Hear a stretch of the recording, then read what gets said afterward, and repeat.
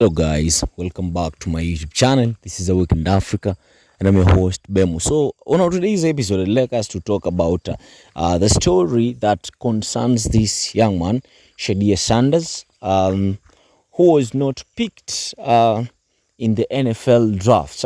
And for those who understand the National Football League or the American Football League, they know how hard it is to work until you get to a point that you can be recognized. And barely last year, it was the talk of the town. Everyone was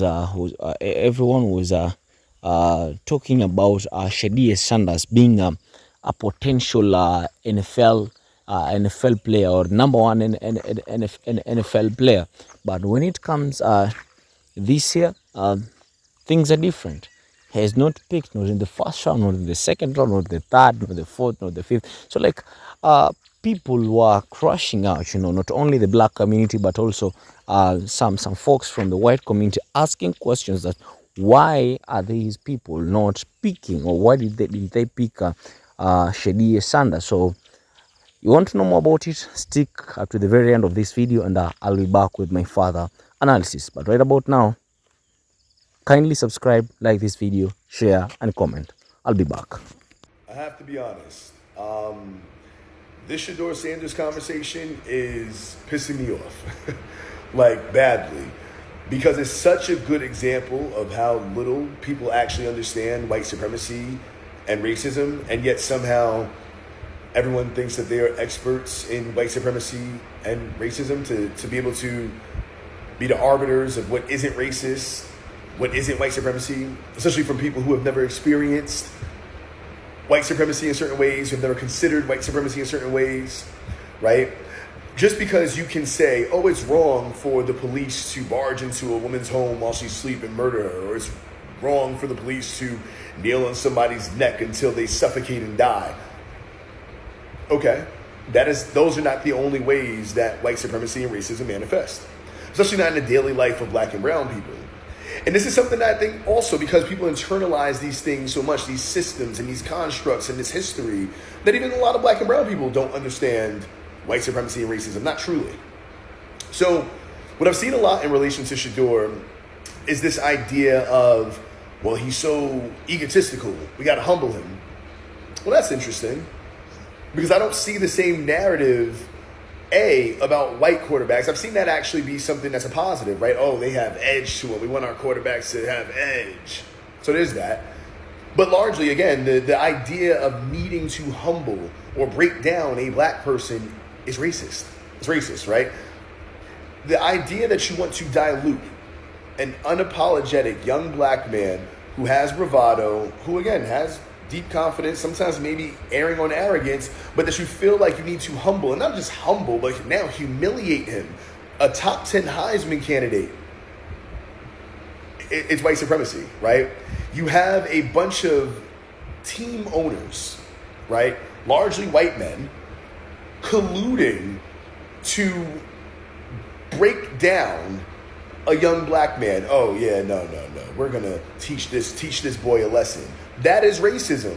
That is absolutely racism. And then when people bringing up things like, oh, well, other black quarterbacks have been drafted, other black players have been drafted. Yes, it's a largely black league that is also a racist league, right? Did Colin Kaepernick not happen? What? And yeah, also, yes, other black quarterbacks were taken. Cam Ward, as an example, was taken number one. But blackness is not a monolith, right? Just because Cam Ward shows up in a way as a black person that fits the mold of what the NFL is looking for more, in sort of like the quiet, sort of palatable blackness, doesn't mean anything in relation to Shedeur, right? Like, again, blackness is not a monolith. You can love one black person and despise another. There are black people who are Trump supporters. There are black people who are anti-black. Being black doesn't inherently mean that you are the same type of black as somebody else. And yes, it is racist to think so. And also to this point, yeah, if we talk about the first round, sure, I can see Shedeur maybe not going. Second round, dicey. We are now going into the fourth round of the NFL draft, and Shedeur Sanders has not been drafted. A top 10 Heisman candidate. And then people are also saying, like, oh, well, it's because of his father. He's a Nepo baby. Well, that's interesting, right? Sure, maybe. But never have I heard being a Nepo baby such an issue, right, for people otherwise. Because realistically, when Eli Manning was drafted, Archie Manning's son, Peyton Manning's brother, he was difficult. So much so that he didn't want to go to the team that drafted him, the Chargers. So he forced himself to get traded to the Giants. But Shedeur is difficult. Okay. Cool. This is all largely rooted in the same reason why Lamar Jackson wasn't drafted until late in the draft, right? When he should have probably been the first pick. This is a multi-time MVP now. But before, he was just, for lack of a better term, an urban hood black guy who should have probably been a wide receiver until he showed you, nah, I'm a quarterback. Right? Racism. White supremacy. Y'all don't know what you're talking about, right? I mean, the last thing I say is even the idea that so many of you are getting off on the fact that this is happening to Shedeur is because you actually hate black people. And some of you have internalized, even as black and brown people, internalized anti-blackness without realizing it, right? How blackness shows up in a way that works for you or doesn't work for you is largely rooted in white supremacy, racism, and anti-blackness. Wearing the chain, having the bravado, throwing the rollie up, while also producing, yeah, you don't like that. You want your black boys to go to church, be quiet, and just say, I have nothing to say. Football and God over everything. We know what you want. And we know why you want it. Racism. Simple as that. Like, and I'm not going to argue with a bunch of people who aren't, I mean, even if you are an expert, I'm not going to argue with you. But like, y'all don't know what you're talking about. Literal experts. Like, I'm going to be egotistical for a second. I'm an expert on race. Literally an expert on race. Degrees, readings. I get paid to come in and unpack these things. And yet I have white guys in my comments and black guys in my comments and white women in my comments and black women in my comments and all sorts of people of color in my comments. It's not about race. What do you know about race? What do you know about race? Nothing. Sorry. 7 continues to embolden the racists and the bigots, including those who own NFL teams. People who say politics don't matter are not paying attention. There's absolutely no way Shedeur Sanders should have gone from being the number 2 draft pick to being drafted as number 144 because politics matters. They're emboldened. They feel righteous. They feel like, oh yeah, well, you know, humility is important and you just need to, we want to make sure it's a good fit. And, you know, we're not sure if he's going to be coachable. You talk about how black men abandon their families, yet when a black man does not do that, stands strong and stands up for his kids, now all of a sudden he's a problem. It's not a problem when Archie Manning does it. It's not a problem then, but oh my God, Deion Sanders, absolutely not. You know, he talks too much. He's got too much to say. You just need to sit down and be quiet, you know, like a good little boy. That's what they mean. That's, yeah, when they say, you know, you just really need to be humble. And the media is absolutely, like, the media is absolutely responsible for what is happening right now. You don't go from being number 2 to being drafted as number 144 without the media having a huge say-so. This anonymous coach that they're talking about, oh, and all this thing, he didn't do this and he didn't. Y'all, we done seen folks knock folks out and get drafted. Robbing, drug charges. Y'all can save that BS for somebody else. Because see, the character of a person does not matter. Y'all draft women beaters. Y'all draft rapists. Y'all don't give a damn about what somebody acts like or what they think or what they do. What you care about are the dollars. You care about the talent that they are going to bring and the billions of dollars that they are going to bring to your franchise. That is what you care about. Y'all pay off hookers and strippers and all kinds of stuff. Y'all be paying off baby mamas. Y'all cannot sit here and act like the issue is, oh, he just wasn't humble enough. No, the issue is he's not bending the knee. The issue is he does not need you, and you are trying to make sure that the little black boy stays in his place. The issue is you are trying to make him a pawn when he was created to be a knight. When he is being elevated to being a king, you do not want him to take that. And so you play politics, and you act like humility is the issue. Because you've drafted folks with serious character flaws. And now you want to act like humility is the character flaw that broke the camel's back? We're gonna show him. Yeah. I don't care what anybody says. Politics is in everything. And 47 has emboldened the racists and the bigots, including all of these NFL team owners. Man, at this point, fourth round, show me them interviews. I want to see it. Honestly, I want to see just how bad these interviews supposedly were. And I'm talking to my own team as well, New York Giants. Show me the interviews. Because I'm doing the math. I'm looking at all of the teams who spent extra time with Shedeur, all of the ones who supposedly showed their interest. That rumor had to have come from one of these teams. I'm really thinking it came from the Giants. It's sad for me to say, but if that proves to be true, I am highly disappointed in my team, and I want to see those interviews. Because unless that young man walked into the interview and said, I will never practice for you, I will sell drugs at the facility, I will follow you home and assault your family the first chance that I get, there is nothing that he could. What was so bad? Y'all got to stop playing with the fans. Y'all really do. All right. NFL teams like to be, oh, we do so much research. We do all of this stuff. There are things that we know that the fans don't know. This is a time when fans, especially football fans, have never had more access to players, have never had more knowledge about schemes, have never been more informed about the league and the sport as a whole. So y'all can't keep running this excuse of we know something that everybody else doesn't. Show me the interviews. Show us. Freedom of Information Act. Show us those interviews. So we're out here doing all this work to make sure our young black boys are visionary, self-assured, confident, going as far even in Shedeur Sanders' case to practice their autographs at a young age because we know the work we're going to put in. We know what we're going for. And what we saw with this year's NFL draft pick in terms of the response to Shedeur Sanders' pick and his timing was that it is indeed a crime to be an uppity Negro. No, I don't mean a legal one, I mean a public one. And while I am no NFL expert beyond studying the Kendrick Lamar Super Bowl halftime show, I can smell when people are upset about uppity blackness, especially rich uppity blackness, from a mile away. Especially that desire to humiliate a young black boy who has not done the started from the bottom now we hear journey that most people are comfortable with. Am I talking about the real business football concerns that different members in the NFL might have about Sanders as a player? Absolutely not. We're not tackling that. Sure, he opted out of playing in the Shrine Bowl and, said, I'm not going to necessarily participate in some drills done at the combine. It's totally fair for industry experts and league evaluators to go, we wonder how he'll play out as a quarterback in the locker room, right? We think his throw is good, but not great.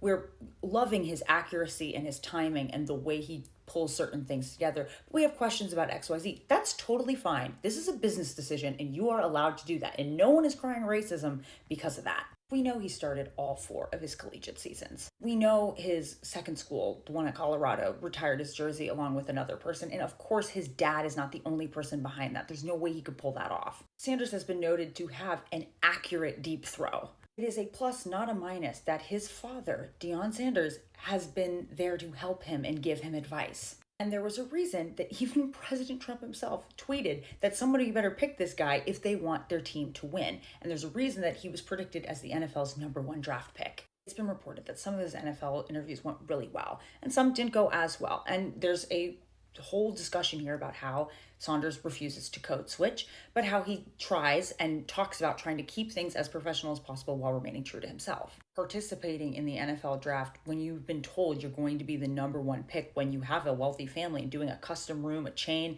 having a big celebration, what is wrong with that? What is arrogant about that? The feedback and shock that we saw around him having to wait so long to be drafted was not to do with necessarily his plays or his stats. It had to do with how people felt about his wealth and how people felt about how he carried himself. I saw some gleeful, embittered, angry comments that had absolutely nothing to do with his game. There was all this talk around arrogance and just over-the-top confidence, and I went and I checked out his page expecting some loud-spoken, brash child, and what I found was a soft-spoken, confident kid who has an awareness of all his different entrepreneurial pursuits and seems to be very grateful for all he has. What I found was that people seemed shook that a rich black kid with a rich black family from a dad who has been in this industry for a long time, was acting like one. I found all over his Instagram this community of people who were really proud of the different partnerships he was working on and the work he's put into his own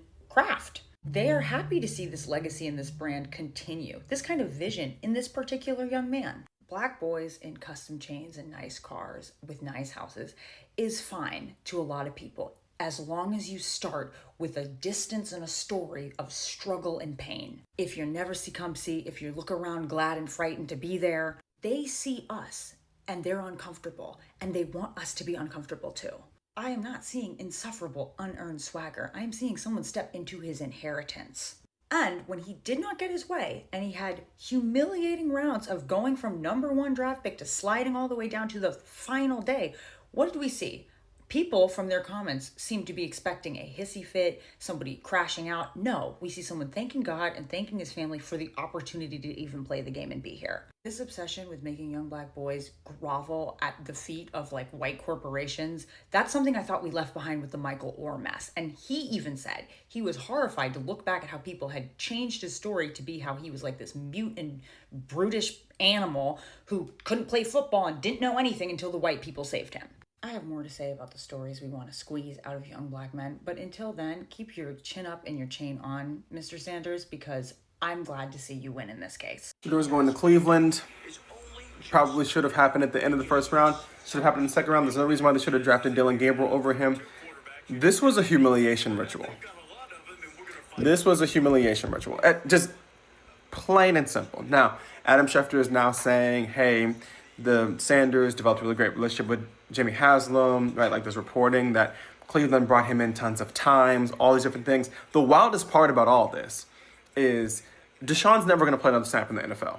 Like, I don't think there's any question about that. Deshaun Watson will never play another snap in the NFL. He's just under contract right now. Joe Flacco, 372 years old. Shedeur Sanders could start there this year. Like, Shedeur Sanders could start in Cleveland this year. Kenny Pickett is awful. Horrible. Mind you, Kenny Pickett was a first-round pick, but that's beside the point. Shedeur could start there this year. So, like, shout out to the GM of the Browns. You might have gotten your Week 6 starting quarterback at 144. That's crazy. But this was a humiliation ritual if I've ever seen one. And I don't know. It's happened. This is what we were all waiting for. I could turn this mess off now. Like, congratulations to anyone else who gets drafted. We just only watch it for this one thing, if we're keeping it stat. But, yeah, that's it. Next time on my TED Talk. Let's talk about what just happened to Shedeur Sanders, because it's not just about football. It's about power, race, and how black athletes are still punished for refusing to know their place. A year ago, Shedeur was being talked about as the potential #1 NFL draft pick. And just last weekend, Colorado retired his jersey number, a rare honor. And yet, when draft night came, Sanders wasn't picked in the first round, or the second, or the third. What happened? Some say he's overrated. Others say that he benefited too much from throwing to Travis Hunter, like Johnny Manziel did with Mike Evans at Texas A&M, except Johnny, a white quarterback, still went in the first round. No hesitation. But there's a deeper, uglier story here. Word leaked that the NFL owners and general managers didn't like Sanders' attitude, that his entitlement and his arrogance put them off. They didn't like that he skipped the draft in Green Bay to throw his own party in Texas, surrounded by dollar bill signs and his personal brand, Legendary. They didn't like that he celebrated himself without their permission. Does this sound familiar? It should. It's the same script that blackballed Colin Kaepernick for kneeling during the anthem. It's the same script that always punishes black athletes for being too proud, too loud, too free. Let's be clear. White athletes show swagger all the time and get called confident, fiery, competitive. But when a young black man dares to do the same, when he refuses to bow, refuses to be grateful in the way that these owners expect, suddenly he's entitled, difficult, arrogant. And this isn't just about Sanders, it's systemic. It's why black quarterbacks like Lamar Jackson are still called athletic, while white quarterbacks are called intelligent, or they have great football IQ. It's why Simone Biles gets criticized for being too good. It's why black baseball players, when they flip bats, are called disrespectful, while a white player gets a Gatorade commercial. Talent has never been the question. Character has never been the question. Control has always been the question. Until we stop pretending that there is a level playing field and start calling out racism baked into how athletes are judged, punished, and remembered, the system will keep producing the same old outcomes. Shedeur's story isn't an exception. Unfortunately, it's the rule, and it's time we admitted it. Before I even start, guys, I know the comments and I know what people are going to talk about. They'll say that football, don't mix football with politics, blah, blah, blah, this or that. But something that I must say and people must admit is that, you know what? Football and politics, racism, white supremacy was all brought into this NFL thing, right? Politics were brought here. White supremacy was brought here because I think it